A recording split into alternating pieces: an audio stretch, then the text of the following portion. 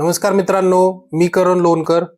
मित्रांनो, ज्या ज्या लाडक्या बहिणींच्या खात्यावरती पैसे आलेले नाहीत, अशा सर्व लाडक्या बहिणींनी मला कमेंटमध्ये कमेंट केलेली आहेत किंवा मेलवरती मेसेजेस केलेले आहेत. त्यांच्यासाठी ही व्हिडिओ घेऊन आलेलो आहे. नेमकं आहे तरी काय? ज्या ज्या लाडक्या बहिणी अपात्र आहेत, त्या त्या लाडक्या बहिणींच्या खात्यावरती पैसे येत नाहीयेत. मग पैसे काय येत नाहीयेत किंवा आम्ही अपात्र आहोत का नाही हे कसं समजणार आहे? तर या व्हिडिओमध्ये पुढे तुम्हाला सांगितलेलं आहे की कुठल्या कुठल्या गोष्टी जर तुमच्या असतील तरच तुम्ही अपात्र आहात आणि कुठल्या गोष्टी नसतील तर तुम्ही पात्र आहात. या सर्व गोष्टी तुम्हाला या व्हिडिओमध्ये पाहायला मिळणार आहेत. तर ही video A to Z process जी दिलेली आहे ती याच्यामध्ये सांगितलेली आहे. शेवटपर्यंत पहा म्हणजे तुमच्या लक्षात येईल. त्याच्याबरोबर अशाच नवनवीन अपडेटेड व्हिडिओसाठी कमेंट बॉक्समध्ये मी माझ्या टेलिग्राम आणि व्हॉट्सअपच्या चॅनलच्या लिंक दिलेल्या आहेत. ते तुम्ही जॉईन करून ठेवा. म्हणजे काय होईल, व्हिडिओ आली की पटकन तुमच्या लक्षात येईल, व्हिडिओ आली आणि तुमच्यापर्यंत ती माहिती पोहोचेल. तर चला मित्रांनो, व्हिडिओ सुरू करूया.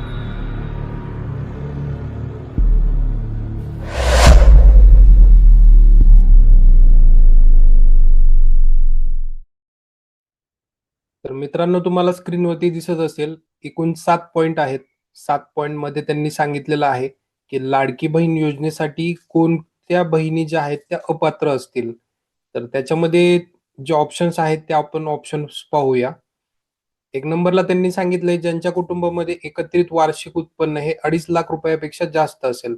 म्हणजे ज्यांच्या कुटुंबाचं वार्षिक उत्पन्न 2.5 लाखापेक्षा जास्त आहे, त्यांच्या कुटुंबाला जी कुठली महिला असेल, लाडकी बहीण असेल, तर ती लाडकी बहीण याच्यामध्ये अपात्र राहणार आहे.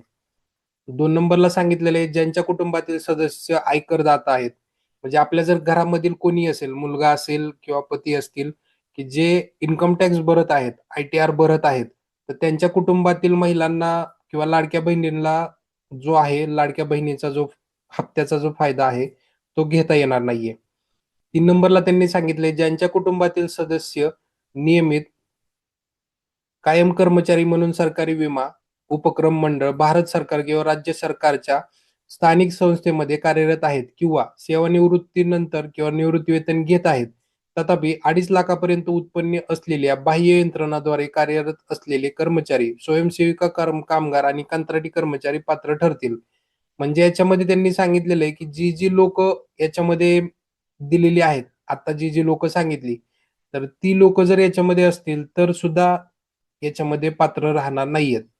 मग आता नेमकं आहे तरी काय? अजून नेमकं आपल्याला काय पाहता येईल किंवा काय समजता येईल? आता पुढचे जे पॉइंट आहेत तो पॉइंट आपण समजून घेऊया.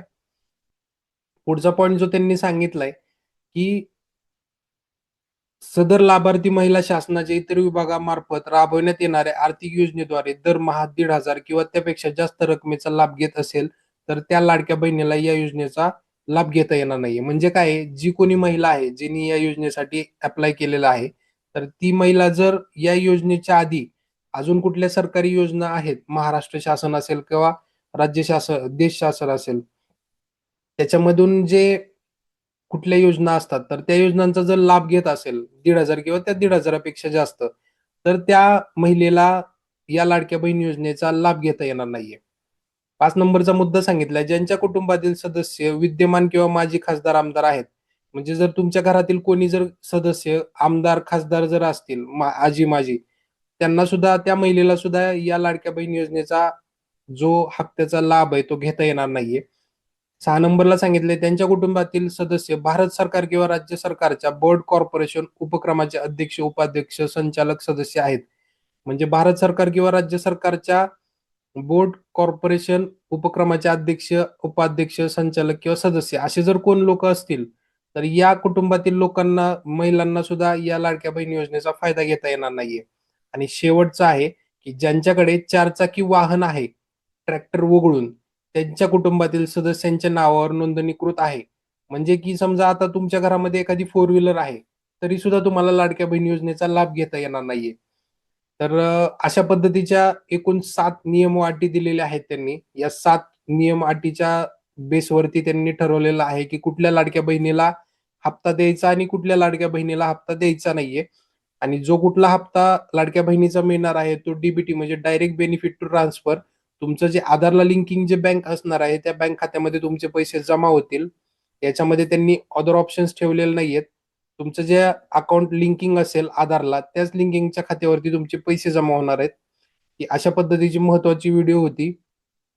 तुमच्या जास्तीत जास्त लाडक्या बहिणींपर्यंत पोहोचवा. ज्या लाडक्या बहिणींची मला कमेंट आली होती, की आमचे पैसे जमा झालेले नाहीयेत. तर त्या लाडक्या बहिणींसाठी आपण ही व्हिडिओ बनवली होती, की तुमचे पैसे का आलेले नाहीयेत किंवा तुम्ही अपात्र का झालेले आहात त्याच्याबद्दलची ही व्हिडिओ होती. व्हिडिओ आवडली असेल तर लाईक करा. तुमचे या संदर्भात जर अजून काही प्रॉब्लेम्स असतील तर मला कमेंटमध्ये सांगा. जय हिंद, जय महाराष्ट्र. धन्यवाद.